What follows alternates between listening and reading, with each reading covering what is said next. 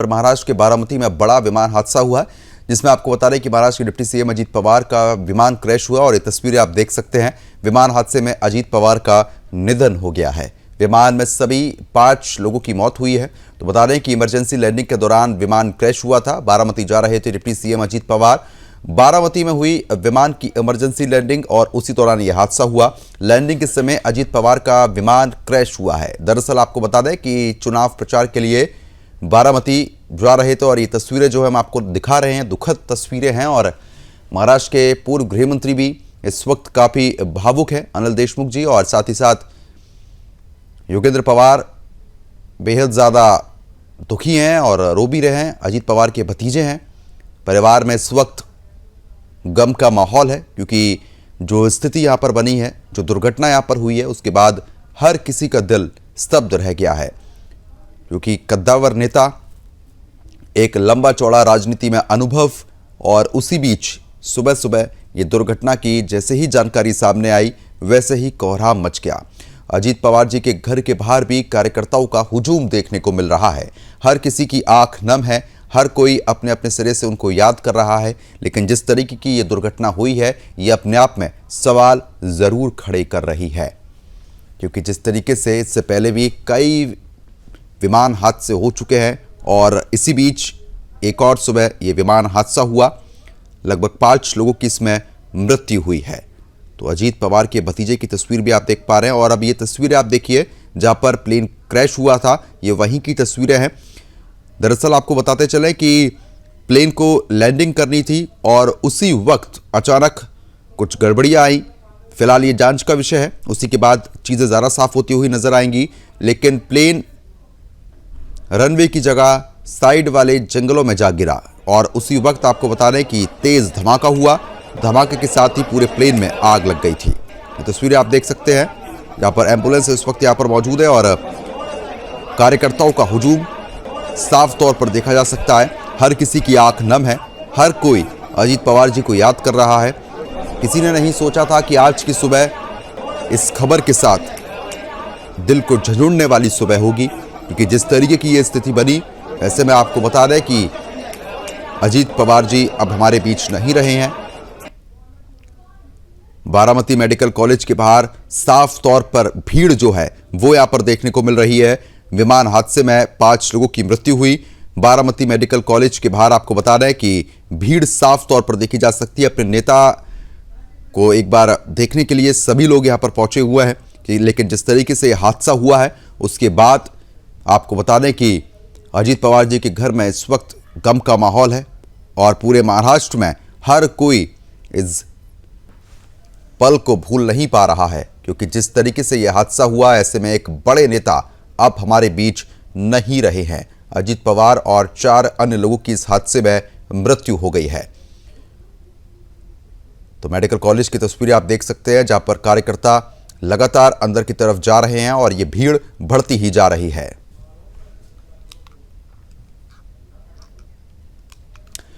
तस्वीरें हमने साफ तौर पर आपको दिखाई। जिस तरीके से लगातार ये हादसा हुआ, उसके बाद तमाम बड़े सवाल भी यहाँ पर खड़े हो रहे हैं। हमारे साथ कुछ खास मेहमान लगातार बने हुए हैं, उनका रुख करेंगे और जानने की कोशिश करेंगे कि आखिरकार इतने बड़े हादसे रुक क्यों नहीं रहे हैं। हिमांशु जी लगातार हमारे साथ कनेक्ट है। हिमांशु जी, जिस तरीके से अभी कुछ देर पहले हमारे सहयोगी आशीष ने भी एक सवाल उठाया था। उन्होंने कहा था कि ये प्लेन दुर्घटना का शिकार पहले भी हुआ था, लेकिन उसके बाद इसने एक बार फिर से फ्लाई किया। फ्लाई करने से पहले कुछ ना कुछ चेकिंग तो यहाँ पर हुई होगी, सभी चीजों की पूरी तरीके से चेकिंग हुई होगी, उसके बाद ही अनुमति दी गई होगी फ्लाइंग करने की। ऐसा हुआ होगा क्या? क्या पैरामीटर्स रहते हैं? देखिए, कोई भी फ्लाइट हो, मतलब वो फिक्स्ड विंग एयरक्राफ्ट हो या फिर आपका हेलीकॉप्टर हो, एक रिलीज सर्टिफिकेट होता है जो उस एयरक्राफ्ट का पर्टिकुलर एयरक्राफ्ट मेंटेनेंस इंजीनियर होता है, तो टेक्निकलिटी सारे चेक करता है और उसमें उस फ्यूल की। ठीक है हिमांशु जी, आपसे संपर्क नहीं हो पा रहा है, मैं तुरंत आपके पास लौटूंगा। हमारी संवाददाता स्नेहिल जोशी लगातार बनी है। स्नेहिल, जिस तरीके से हमने दर्शकों को तस्वीर भी दिखाई है, जहां पर अस्पताल के बाहर जो मेडिकल कॉलेज है, बेहद ज्यादा भीड़ यहां पर लगी हुई है, क्या अधिक अपडेट आपके पास मिल पा रही है वहां से अभी? बिल्कुल। आज तो उनका अंतिम संस्कार की बात भी सामने आ रही है। हालांकि अभी महाराष्ट्र के मुख्यमंत्री देवेंद्र फडणवीस जी ने कहा है कि वो निकल रहे हैं और उनके कुटुंबियों से बात करने के बाद आगे क्या करना है वो डिसीजन लेंगे। यानी अंतिम संस्कार जो है वो आज होगा या फिर कब होगा इसके भी लेंगे, क्योंकि दिल्ली में उनके जो मुख्य जो कुटुंबीय है, फिर उसमें उनके चाचा शरद पवार हो, बहन है सुप्रिया पवार जी और हुए, और उनकी बीवी भी वहां पर है। दिल्ली से वो रवाना हो चुके हैं। तो ऐसे में उनके कुटुंबियों के साथ मिलकर बाकी जो बातें की जाएगी। और इस समय महाराष्ट्र की स्थिति यही है कि जितने भी मुख्य नेता है उनका बारामती की ओर अब जो है वो प्रस्थान होने को है।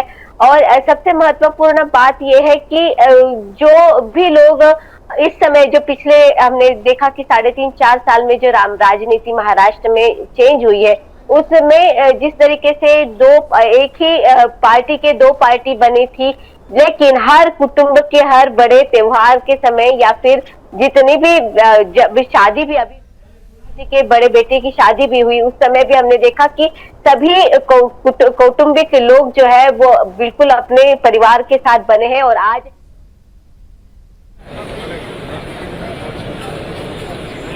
ठीक है स्नेहल, मैं तुरंत आपके पास लौटूंगा। और ये तस्वीरें जो है हम दर्शकों को लगातार दिखा रहे हैं, तस्वीरें आप देख सकते हैं मेडिकल कॉलेज बारामती के बाहर की तस्वीरें हैं और इतनी ज्यादा भीड़ यहां पर लग चुकी है। आपको बता दें कि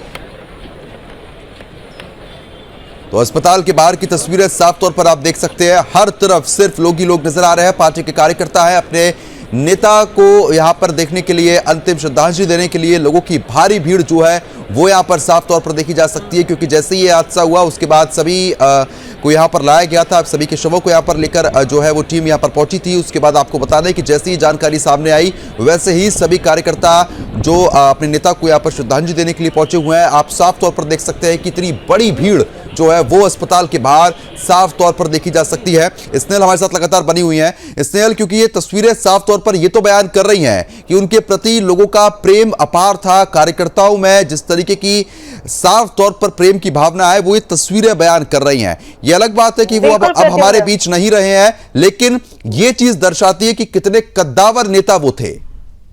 बिल्कुल प्रद्युम्न, हम कह सकते हैं क्योंकि उनकी शुरुआत ही बारामती से हुई है। वो शुरुआती से ही बारामती कर रहे हैं और बारामती में ही उनकी राजनीति रही है। अभी जब हमने देखा कि जो पवार जो उनके भतीजे सबसे सामने पहले जो थे वही उनके अपक्ष भी खड़े थे, लेकिन अब ये समय था कि अब उनका बात जब सामने आई तो पहले मेडिकल में जाने वाले भी उनके भतीजे ही थे। तो एक जो कुटुंब का वातावरण है और राजनीतिक भतीजे को रोता हुआ भी देखा हमने, दर्शकों ने तस्वीर भी देखी। आशीष मेरे सहयोगी लगातार बने। आशीष, ये तस्वीरें बेहद भावुक कर देती है क्योंकि उनके भतीजे भी रोते हुए नजर आए। आज परिवार पूरी तरीके से टूट रहा है, लेकिन कहीं ना कहीं कार्यकर्ताओं में जो उनके लिए प्रेम है वो ये तस्वीरें भी बयान कर रही हैं। नहीं, बिल्कुल it means a lot Pradyuman, क्योंकि ये जो लीडर थे वो आप कह सकते हैं कि पकड़ सत्ता में कम और समाज के बीच ज्यादा थी। वो समाज के ही नेता थे, ये कहना यहाँ गलत नहीं होगा। उनको परमानेंट डिप्टी सीएम की संज्ञा भी दी जाती थी। 6 बार के डिप्टी सीएम भाई वो रहे। देखिए, सत्ता बदली, समीकरण बदले, पार्टियां बदली, लेकिन पावर सेंटर में सिर्फ अजीत पवार रहा और ये अपने आप में बेहद महत्वपूर्ण रहा। और इन सबके इतर लोगों के बीच रहना वो ज्यादा पसंद करते। तो उन्होंने कभी भी अपने पॉलिटिक्स को एयर कंडीशन वाली पॉलिटिक्स नहीं रहने दिया।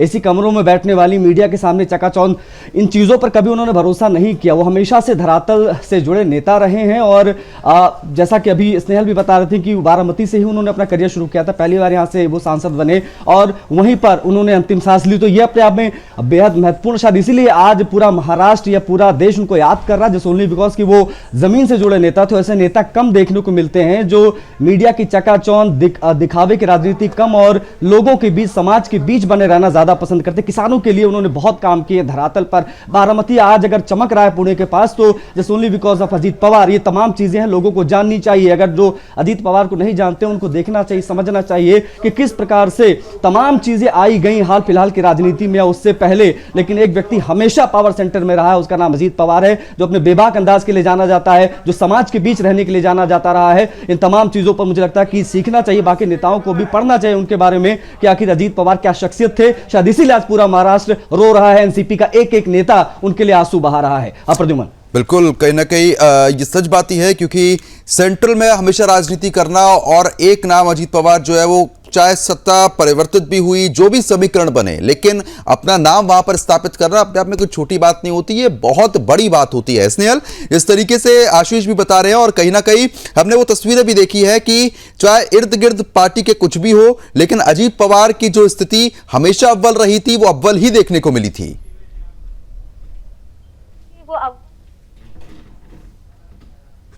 वो थोड़ी रुबाबदार थी, वो किसी को भी डायरेक्ट बोलते थे, लेकिन उनका डायरेक्ट बोलना भी अगले को हर्ट नहीं करता था, क्योंकि वो जानते थे सामाजिक स्थिति क्या है और लोग उनको ऊपर में एक राजा के तौर पर ही मानते कि पार्टी का लीडर कोई है तो वो उनके तरफ ही देखा किया जाता था।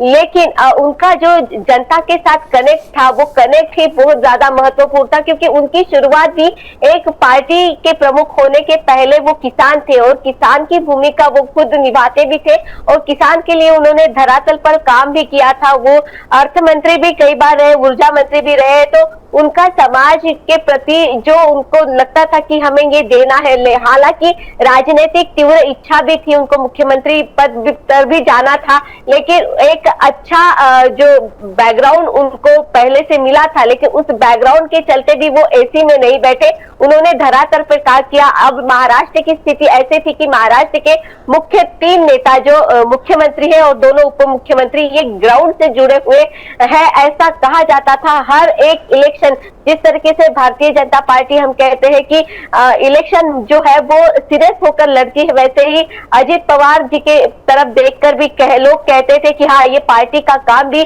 सीरियस मोड पर करते हैं और प्रचार भी सीरियस मोड पर जाकर ही करते। तो एक धरातल पर, और मैंने इसके पहले ही कहा था कि बारामती कर अगर हम बात करते हैं कि इतना प्यार क्यों, क्योंकि बारामती के हर घर से उनका कनेक्ट था, बारामती के हर परिवार के साथ उनका जुड़ाव था और बारामती शहर में कहाँ कुछ क्या हो रहा है, और साथ में सिर्फ बारामती नहीं तो पूरे महाराष्ट्र की उनको जानती कि किस कोने में क्या है, किस कोने में कौन सा जिला है, उस जिले का कौन नेतृत्व कर रहा है, उस जिले की खासियत क्या है। तो हर एक चीज जो बारकावा जो कहा जाता है कि बारीक नजर या पकड़ जो है वो अजीत पवार जी के पास थी, और इसी के चलते जो पूरा महाराष्ट्र अब 3 दिन राजनीतिक दुखोटा तो जाहिर हुआ ही है। आज राजनीतिक तौर पर एक सरकारी छुट्टी भी आज जाहिर की गई है, लेकिन हर घर में इस समय जो मन है वो अजीत दादा के प्रति शोकाकुल नजर आ रहा है। बिल्कुल, आपने ठीक बात कही। एविएशन एक्सपर्ट अमित श्रीवास्तव जी भी हमारे साथ लगातार जुड़ चुके हैं। अमित जी, बहुत बहुत स्वागत। और दुखद घटना जो है वो यहाँ पर हमारे बीच सामने आई है, जहाँ पर प्लेन लैंड होते वक्त अचानक से क्रैश होता है, या फिर जो स्थिति यहाँ पर बनी थी उसको आप किस तरीके से समझ पा रहे हैं कि आखिरकार उस समय क्या हुआ होगा जिससे ये प्लेन इस तरीके से दुर्घटना का शिकार हुआ? देखिए, अभी it is going to be very preliminary, अभी बताना कुछ भी मुश्किल है कि एग्जैक्टली क्या हुआ होगा। मगर सामने नजर आता है एक तो विजिबिलिटी का इश्यू रहा होगा, जो कि देवर लैंडिंग, जहां तक मेरी जानकारी है वो रनवे 10 पे लैंड कर रहे थे, जो कि मॉर्निंग के टाइम पे इट इज फेसिंग ईस्टवर्ड्स, मतलब कि जो पायलट है वो they are looking directly into the sky. उस केस में जो आपको प्रैक्टिकल विजिबिलिटी मिलता भी है, उससे भी आपको, क्योंकि आप सन की तरफ देख रहे होते हैं, तो आप विजिबिलिटी फिर भी कम मिलती, क्योंकि आप साफ साफ देख नहीं पाते। दूसरी बात ये होती है कि देखने की बात है कि जो पायलट ऑपरेट कर रहे थे, ऑल्दो एक तो खैर बहुत ही ज्यादा सीनियर पायलट थे, ये ट्रांजिटेड फ्रॉम जेडेविज एंड फ्रॉम वाइट बॉडी, तो उनकी एक्सपीरियंस पे तो खैर कोई सवाल नहीं है। बट ये है कि टेरेन का नो हाउ इस पर्टिकुलर एयरपोर्ट पे वो कितनी दफा पहले ऑपरेट कर चुके थे। जब कई एयरपोर्ट पे आप पहले ऑपरेट करते हैं तो आपको आसपास के टेरेन का नॉलेज रहता है कि कहाँ क्या है, इधर से ऑब्स्ट्रक्शन है या नहीं है, वगैरह वगैरह। वो चीज देखने की है कि इस एयरपोर्ट पे जो दोनों ऑपरेटिंग क्रू थे वो पहले लैंड करे थे वो लोग या नहीं करे थे, या पहला लैंडिंग था उनका।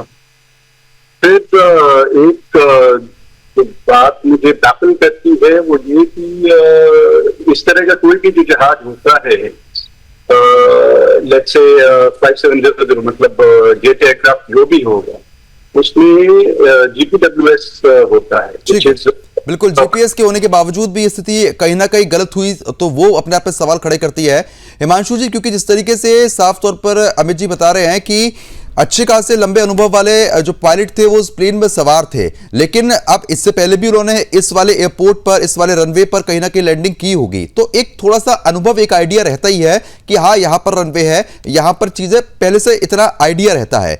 तो वो भी गलत चीजें साबित हुई, विजिबिलिटी कम हुई, और आप क्या कारण मान रहे हैं? देखिए, जाहिर सी बात है, जो हमने आशंका जताई थी, अमित जी ने भी उसी को पुष्टि किए हैं।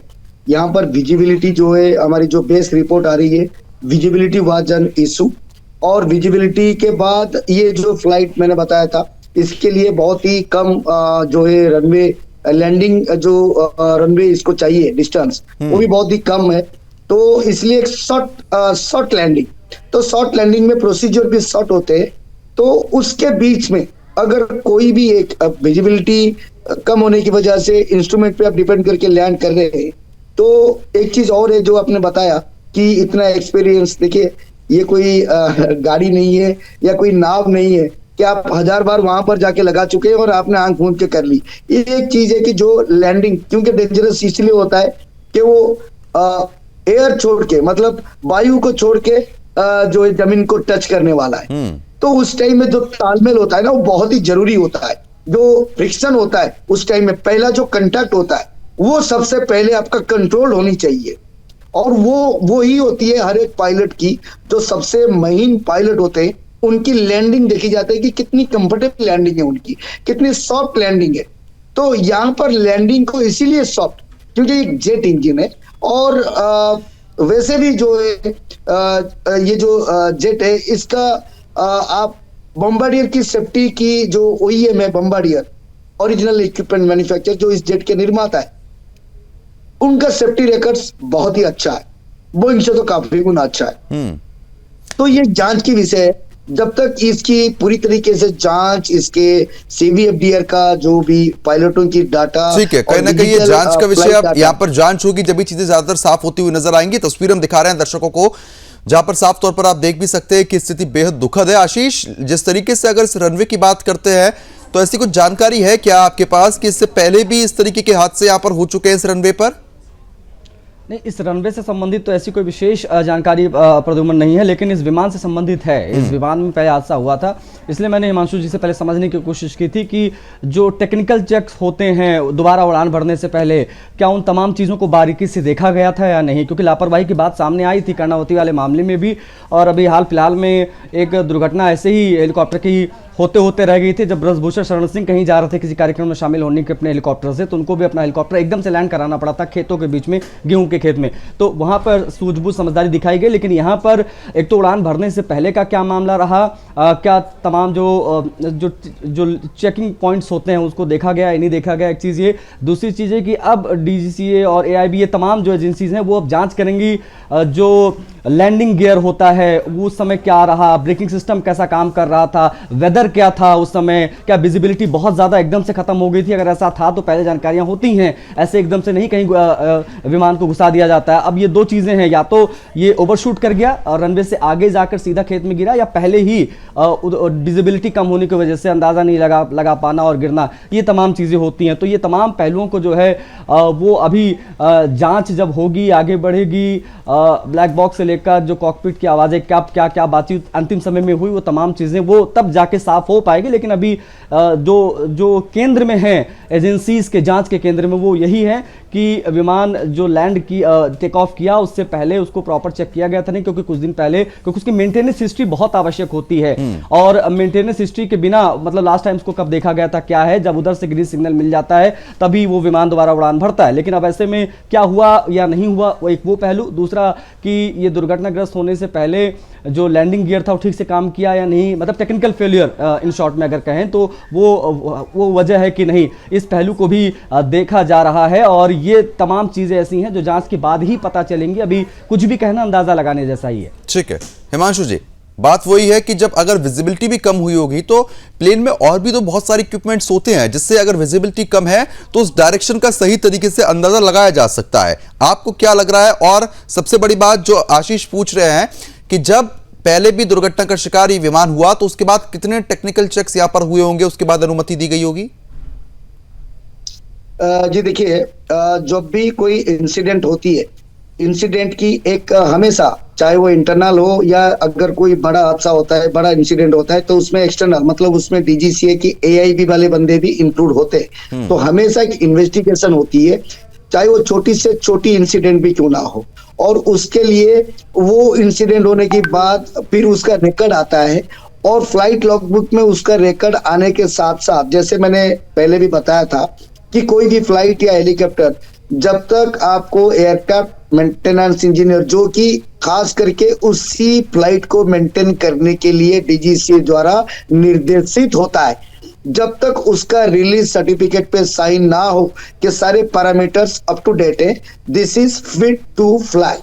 तो फिट टू फ्लाई एफटीएफ जब तक नहीं होता है तब तक वो टेक ऑफ नहीं करता है। इसके स्नेहल, हमारी संवाददाता भी हमारे साथ कनेक्ट होंगी, उनका भी रुख करेंगे, लेकिन इसी बीच हमारे संवाददाता विजय हमारे साथ जुड़ चुके हैं और वहीं से इस वक्त विजय मौजूद हैं जहां पर यह हादसा हुआ था। विजय, एक बार आप विस्तार से दर्शकों को तस्वीर भी दिखाएं और बताएं कि आखिरकार वहां पर अभी स्थिति क्या बनी हुई है, और सुदर्शन न्यूज पर एक्सक्लूसिव रिपोर्ट जो है वो आप दर्शकों को दिखाएं। तो जो आज दर्दनाक घटना पुणे में हुई है, जो बारामती जो गांव है उसके नजदीक ही जो एयरपोर्ट है, एयरपोर्ट के नजदीक ही जो गुजीबुआ गांव है, वहां पे एक दुर्घटना घटी हुई है। आप देख रहे हैं कि किस तरह से मेरे पीछे जो पूरी तरह से जो बारामती कर है और जो पुणे कर है, यहाँ पे बहुत सारी भीड़ हो गई है, और जहाँ पे ये घटना हो गई है तो पूरी तरह से एक दर्दनाक घटना हुई है। और महाराष्ट्र के जो उप मुख्यमंत्री है अजित पवार और उनके साथ और भी लोग इसमें पूरी तरह से घायल हुए थे पहली बार। तो उसने कुछ जो औपचारिक जब ये मालूम हुआ कि उनकी मौत हो गई है, और अभी पूरी तरह से जो यहाँ पे जो गांववासी है, बारामती कर है, और जो पवार पर पूरी तरह से प्यार करने वाले तो हर किसी के इसमें जो पूरी तरह से घटना हुई है, और हर यहाँ पे बहुत सारे लोग जो भी है उनके आंखों में बहुत सारा पानी आ रहा है, और ये पूरी तरह से बहुत भयंकर घटना यहाँ पे घटी हुई है। आप देख रहे हैं कि मेरे पीछे कैसे जो पूरी तरह से जो घटना हुई है, इसके माध्यम से यहाँ पे पूरी, ठीक है, लेकिन विजय एक चीज ये भी बताइए, क्योंकि विजय ये बताइए, वहां पर चश्मदीद भी मौजूद होंगे, उन लोगों से आपकी क्या बातचीत हुई है? क्या उन्होंने बताया कि जब ये प्लेन नीचे उतर रहा था तो क्या कुछ उस समय स्थिति बनी थी? आपके पीछे लोग हैं, अगर चश्मदीद हैं तो बात करने की कोशिश कीजिए। जी, ये सुबह मुंबई से जब ये जेडपी इलेक्शन है, जेडपी इलेक्शन के माध्यम से अजित पवार थे, उनके बहुत सारे कार्यक्रम, आज नियोजित कार्यक्रम थे वहां, तो वहां से यहाँ पे जब निकले थे, जो मुंबई से यहाँ निकलने के लिए आए थे, तो एयरपोर्ट में पूरी तरह से उन्होंने जब ये देख रहे कि, ठीक है विजय, मैं तुरंत लौटूंगा आपके पास, टेक्निकल इशू है और नेटवर्क थोड़ा कम होने की वजह से आपसे बातचीत नहीं हो पा रही है। इतिशा चौहान जो है वो भी लगातार हमारे साथ बनी हुई है, एविएशन एक्सपर्ट है। मैं आपसे समझना चाहूंगा इतिशा जी, क्योंकि जिस तरीके से लैंडिंग और टेक ऑफ के वक्त हमेशा रिस्क रहता ही है, लेकिन अब कुछ हालिया सालों में इस तरीके की स्थिति ज्यादा देखने को मिली है जब विमान दुर्घटना बहुत ज्यादा बढ़ गई है। अब ये दुर्घटना को किस तरीके से आप देख पा रही हैं और समझ पा रही हैं कि आखिरकार उस वक्त हुआ क्या होगा?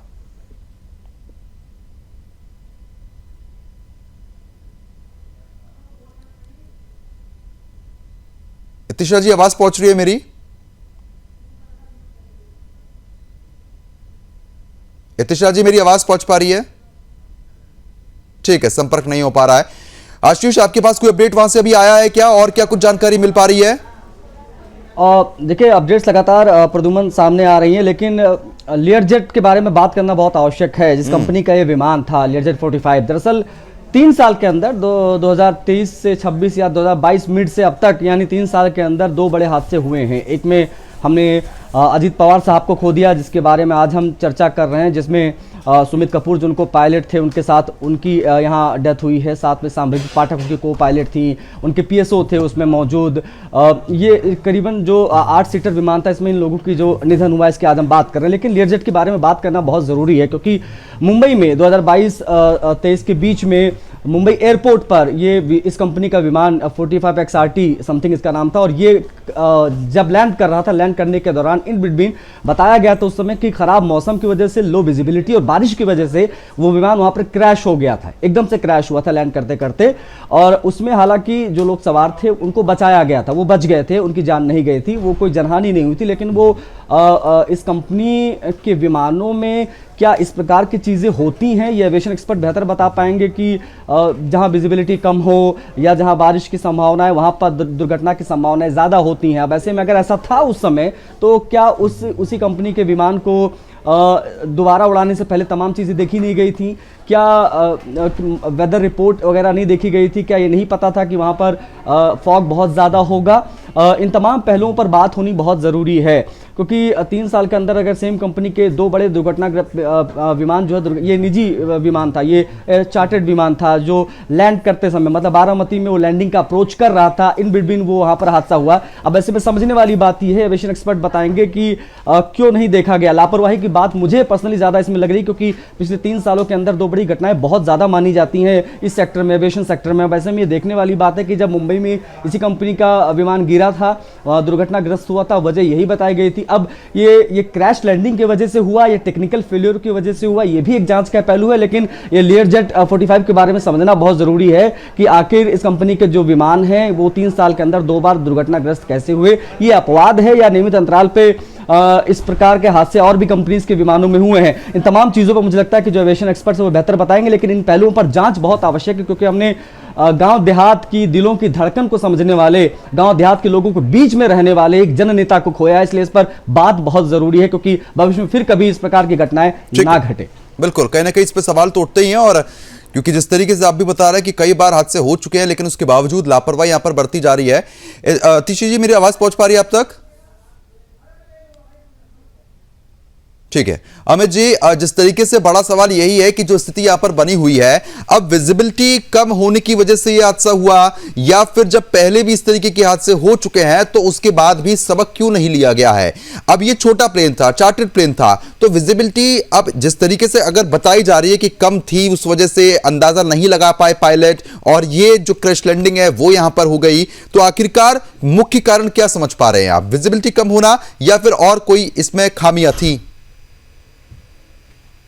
देखिए, जब पहले भी मैं आपसे बता रहा था, तो इस तरह का जो हाई परफॉर्मेंस एयरक्राफ्ट होता है, इस पर GPWS करके एक चीज होता है जिसको कहते हैं ground proximity warning system.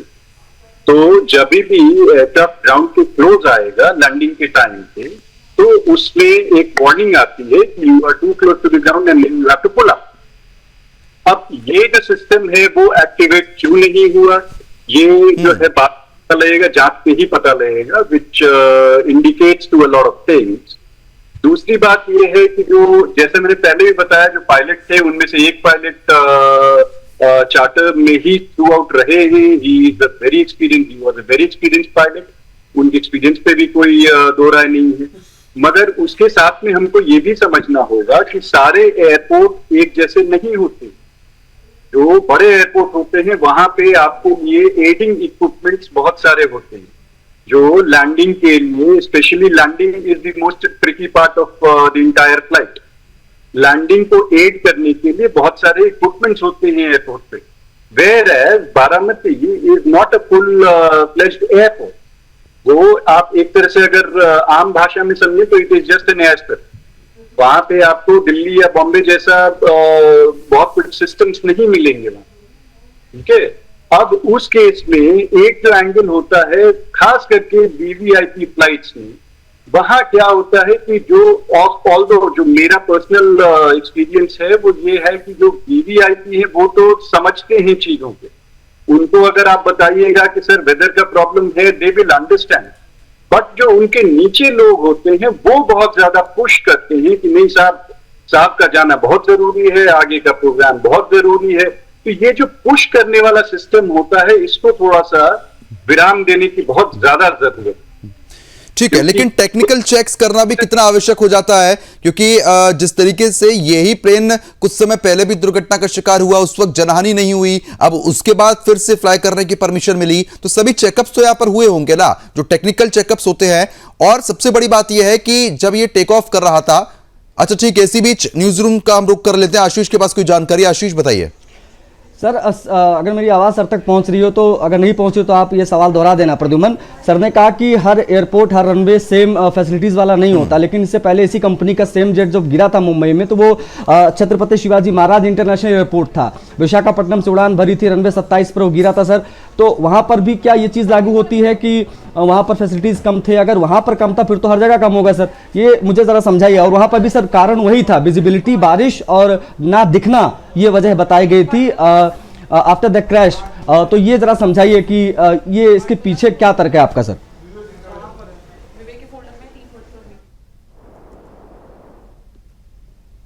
Amit ji, आवाज पहुंच रही है अब तक? मुझे सुन गया जो उन्होंने कहा जी। मैं दो बातें कही। एक कहा कि सभी एयरपोर्ट पे बराबर इक्विपमेंट्स नहीं होते हैं, वो अपनी जगह एक बात है। उसके साथ में लगी हुई दूसरी बात यह है कि जो वीवीआईपी फ्लाइट्स में लोग पुश करते हैं कि नहीं, वेदर कैसा भी है आप बस चले जाइए, क्योंकि आगे का प्रोग्राम बहुत इंपॉर्टेंट है। हमेशा जो फ्लाइट का एक्टिवेशन है उसका आखिरी जिम्मा जो है पायलट के ऊपर ही छोड़ना चाहिए, because he is the most responsible person in the entire chain. उसको चीजें समझ में आती है टेक्निकली। अगर वो मना कर रहा है तो नीचे के जो वीआईपी के लोग जो होते हैं, उनकी जो सेकंड इन कमांड होते हैं, दे पुश कि नहीं साहब आप कम वॉट में, हमको जाना बहुत जरूरी है। जाना जरूरी है, ठीक है, लेकिन आप जो है वेदर से और मौसम से, ठीक है, कहीं ना कहीं आप कह रहे हैं कि जो पुश किया गया था उस वजह से चीजें बन रही हैं, लेकिन कहीं ना कहीं इक्विपमेंट्स की कमी होना भी अपना एक बड़ा विषय है। इतिशा जी, आवाज पहुंच रही है मेरी अब तक? हाँ जी, इतिशा जी, जिस तरीके की स्थिति यहाँ पर, हाँ जी, जिस तरीके की स्थिति यहाँ पर बनी है, उसके बाद बड़े सवाल यही उठ रहे हैं कि आखिरकार वहां पर विजिबिलिटी कम हुई थी या क्या परिस्थितियां बनी थी, क्योंकि अच्छे खासे ट्रेंड एक्सपीरियंस पायलट वहां पर मौजूद थे। अगर विजिबिलिटी भी कम थी तो प्लेन में शायद ऐसी जीपीएस सिस्टम भी होता है जिसकी वजह से कहीं ना कहीं चीजों को अपडेट करें। घटनास्थल पे अभी क्या क्या किया जा रहा है? घटनास्थल पे अभी एक्सपर्ट टीम है जो उसकी पानी चल रही है, और उसमें जो भी जांच में सामने आएगा वो आपको रिपोर्ट अपडेट कर दी जाएगी।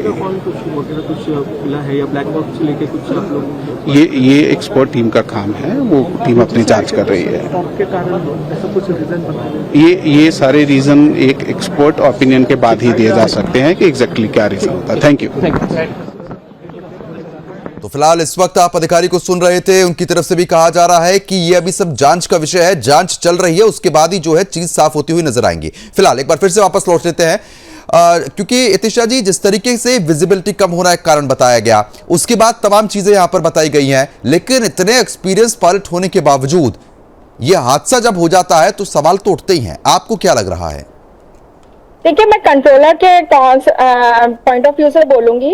ये रनवे जो था अनकंट्रोल्ड रनवे था, बेसिकली क्लास जी रनवे था, इसमें एयर ट्रैफिक कंट्रोलर भी नहीं होते हैं। एंड ये कंट्रोल जो इसका कंट्रोलिंग होती है वो वहाँ के एक फ्लाइंग स्कूल है, वहाँ के पायलट्स करते हैं, एक्सपीरियंस पायलट्स कंट्रोलिंग उनको देते हैं, बेसिकली लैंडिंग क्लियरेंस वगैरह देते हैं। एंड जैसे जो दूसरे एक्सपर्ट है उन्होंने सही बोला, एम आई ऑडिबल? जी जी, हाँ, उन्होंने सही बोला कि ये है तो वहाँ, एंड उसका जो पेवमेंट है, हालांकि वो एक रनवे स्ट्रिप है लेकिन पेवमेंट भी बेसिक है, LCN 16 की पेवमेंट है उसकी। तो एक तो विजिबिलिटी कारण हो सकता है, दूसरा क्या कहते हैं, नेविगेशनल एड्स नहीं है उस एयरपोर्ट में कुछ भी। तो it is a VFR runway, तो मतलब विजुअल फ्लाइट, यानी कि जो पायलट है वो पूरा अंदाजे के साथ ही लैंडिंग करते हुए आ सकते हैं, वहां पर एक अंदाजा चलेगा, ये अगर शुद्ध भाषा में कहा जाए तो। एग्जैक्टली। और अभी भी अगर आप गूगल में उसकी बारामती की वेदर रिपोर्ट चेक करिए तो 4 किलोमीटर उसकी विजिबिलिटी दिखाई जा रही है, जबकि ये कहते हैं मिनिमम फ्लाइट VFR रूल्स होते हैं जो 5000 मीटर्स होते हैं। तो ये विजिबिलिटी तो मेजर क्राइटेरिया है ही। उसके अलावा उसका रनवे का पेवमेंट नहीं था, Third thing was uncontrolled runway. That is, it was not even controlled by a controller. Usually controllers उनको visual VFR flying के साथ क्या कहते हैं visual controlling करते हैं और उनको assess करते हैं ऐसे condition में जब visibility कम होती है और landing compulsory हो जाती है. And more importantly, ठीक है, मैं तुरंत लौट रहा हूं आपके पास हिमांशु जी, क्योंकि देखिए अनकंट्रोलेबल जो एयरपोर्ट और रनवे बताया जा रहा है और ये कहा जा रहा है कि कहीं ना कहीं लापरवाही ही थी, क्योंकि जब बिल्कुल अंदाजे के साथ आपको फ्लाइट को उतारना है तो अंदाजा तो कभी भी गड़बड़ हो सकता है और वही गड़बड़ी यहां पर देखने को मिली है। ये लापरवाही क्यों बरती जा रही है?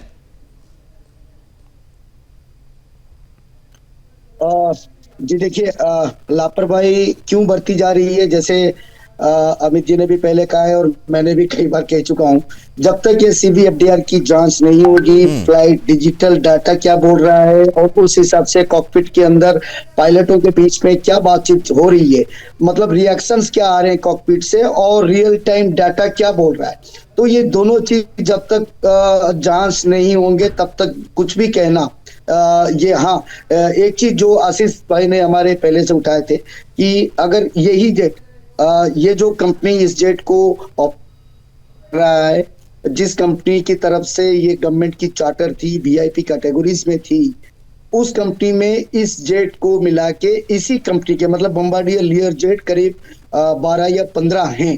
दैट मीन्स कि उनके पास एक फुल फ्लेज्ड और एक्सपीरियंस्ड टेक्निकल टीम भी है और साथ में महाराष्ट्र के पॉलिटिकल जीवन में उन्होंने अपना खुद का नाम बढ़ाया। एक सृजनशील आदमी जो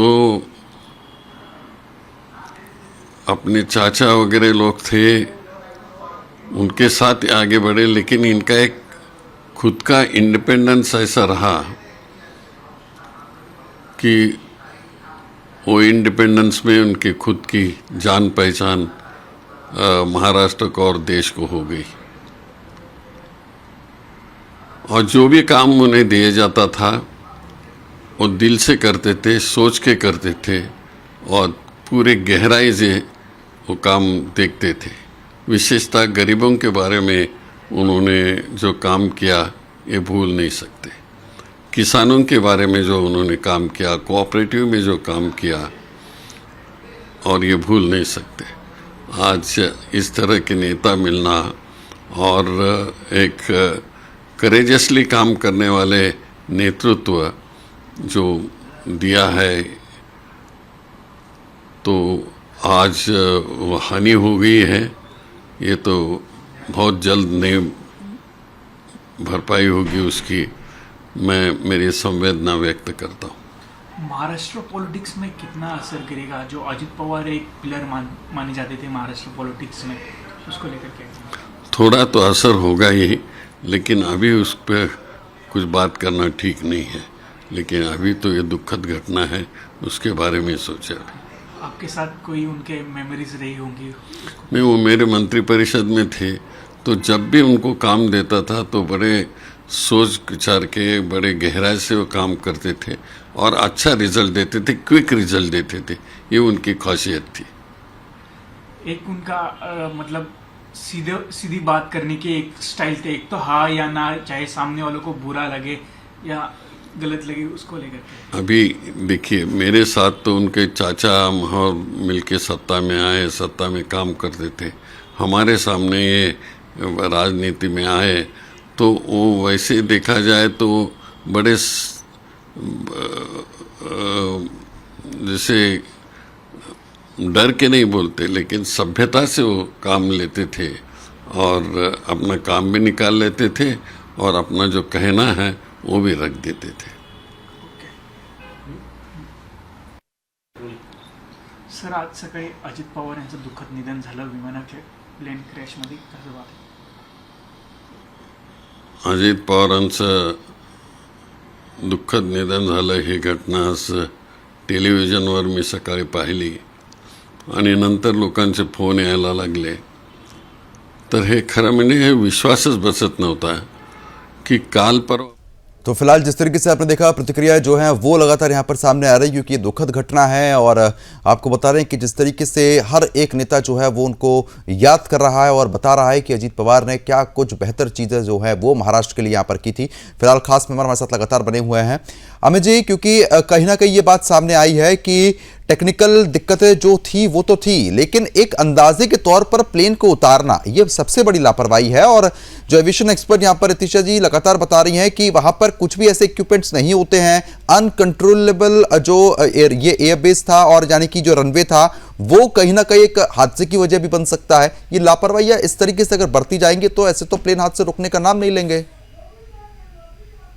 बिल्कुल आप सही कह रहे हैं। मेरा एम्फेसिस बार बार इसी बात पे है कि जहां पे जो पायलट को डिसाइड करना चाहिए तो उसको प्रेशराइज नहीं करना चाहिए।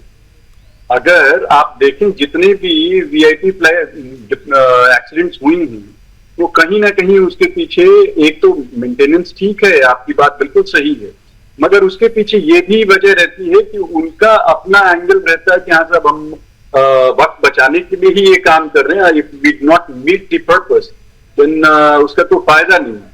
और वही जो है खामियाजा फिर अल्टीमेटली हम लोगों सबको भुगतना पड़ता है। यहाँ पे इतने लोगों की जान गई, अगर वो पायलट के डिस्क्रिप्शन पे छोड़ते तो मुझे नहीं लगता है कि इतना एक्सपीरियंस पायलट, लो visibility, 0 as at the runway, मुझे नहीं लगता वो जो है फ्लाइट लेने को तैयार होता। मगर इसमें जो चार्टरर है वो भी है, जो चार्टर कर रहे हैं क्लाइंट हैं वो भी हैं, और रनवे से थोड़ी दूसरी तरफ ये प्लेन जो है वो जाकर वहां पर गिरा है या फिर जिस तरीके का ये हादसा हुआ है तो कहीं ना कहीं रनवे से तो भटका था प्लेन। वही कह रहा हूं, ओरिएंटेशन जब आपके पास में एडिंग इक्विपमेंट नहीं। का 350वीं बलिदान दिवस का जिक्र सदन में देश के लिए एक आह्वान किया कि ये त्याग को देश याद रखना चाहिए, तब विपक्ष के लोग हंगामा कर रहे थे। बाबा साहब अंबेडकर का अमित जी, क्योंकि कहीं ना कहीं सवाल वही है कि चीजें गलत दिशा में गई, डायरेक्शन भटका और कहीं ना कहीं रनवे से दूसरी तरफ प्लेन गया था, तो अगर वहां पर चीजें सही होती तो शायद ये हादसा नहीं होता। मैं वही बता रहा हूं, सुबह का वक्त, landing into the sun, visibility at the minimum, उसके बाद जो है आपका पायलट का ओरिएंटेशन या familiarisation with the airstrip वो कितना था, ये सारी चीजें देखने की हैं। क्योंकि जब आप एक ही जगह पे जहां पे कि अगेन एडेड इक्विपमेंट नहीं है तो वहां पे फिर आप जो है लोकल फीचर्स के साथ में जो है विजुअल्स करते हैं। तो उस केस में ये जो पायलट ऑपरेट कर रहे थे इन्होंने पहले कितनी दफा यहाँ ऑपरेट किया है ये भी देखने की वजह है। अगर होता तो ही वुड हैव नोन कि कहाँ पे छोटा सा मैन मेड खाई टाइप का है और कहाँ पे रनवे है, उनको थोड़ा सा आइडिया होता है। And on top of that ground proximity warning system क्यों नहीं एक्टिवेट हुआ, उसने क्यों नहीं अलर्ट किया, अगर नहीं किया तो क्यों नहीं अलर्ट किया पायलट को, ये भी एक जो है जांच में ही पता लगेगा। ठीक है इतिशा जी, क्योंकि जिस तरीके से कहीं ना कहीं टेक्निकल इश्यूज भी यहाँ पर सामने आए और आपने एक बेहतर पॉइंट उठाया है कि जो चीजें रनवे से भटकी थी तो वो कहीं ना कहीं इन्हीं लापरवाहियों का साफ तौर पर निशानी है। लेकिन अब इतने एक्सपीरियंस पायलट जब होते हैं उसके बावजूद भी जब ऐसी स्थिति बन सकती है तो ये कहा जा सकता है कि अब चार्टर्ड प्लेन भी सुरक्षित नहीं है। नहीं, ये तो गलत होगा कि बेसिकली ड्यू डिलिजेंस होनी चाहिए। एंड ड्यू डिलिजेंस यही है जो अमित जी भी सही कह रहे हैं कि pilot should have always given the preference. जब भी कहते हैं अनकंट्रोल्ड रनवेज पे लैंडिंग होती है तो पायलट्स आर द बेस्ट जजेस ऑफ द वेदर कंडीशन। और लेकिन जो वीवीआईपी मूवमेंट्स होते हैं उसमें rightly said and Ajit Pawar ji जो थे उनका एक सिस्टम था कि वो अर्ली मॉर्निंग पर्सन थे, तो गोइंग बाय दैट उनकी हिस्ट्री जो है तो इसके हिसाब से हो सकता है कि प्रेशराइज करा हो। पायलट ने डेफिनेटली विजिबिलिटी के पॉइंट ऑफ व्यू बोली होगी। एंड पायलट्स जो पायलट्स हैं इस पर्टिकुलर क्रैश में दे आर वेरी वेल, मतलब जो कैप्टन सुमित कपूर हैं वो तो कहते हैं जेट एयरवेज एंड सहारा के साथ थे, तो उनका काफी एक्सपीरियंस है। तो आई एम श्योर उन्होंने ये पॉइंट रेज करा होगा कोई पायलट पहली बात तो risking his own life first of all, forget about anybody else. तो ये कहना गलत होगा कि कहते हैं लैंडिंग नहीं हो सकती है, बट यस एविएशन इंडस्ट्री में ये एक बहुत बड़ा ब्लैक मार्क है, बिकॉज अनकंट्रोल्ड रनवेज पे जब लैंडिंग होती है, वो भी VVIP movements, basically VVIP and VIP movements के एक सर्टेन प्रोटोकॉल्स मेंटेन किए जाते हैं जब वो रनवेज कंट्रोल्ड होते हैं। दैट इज उसमें बिल्कुल कहना कहीं ठीक है। ये सभी जांच के विषय अब देखने वाली बात होगी कि जांच में क्या कुछ सामने आता है। आपका बहुत बहुत शुक्रिया, आप तीनों मेहमानों का। आशीष आपका भी बहुत बहुत शुक्रिया हमारे साथ जुड़ने के लिए, इस मुद्दे पर विस्तार पूर्वक चर्चा करने के लिए। तो फिलहाल ये दुखद घटना है, जांच लगातार चल रही है, जांच में स्थिति जो है वो साफ होती हुई नजर आएंगी।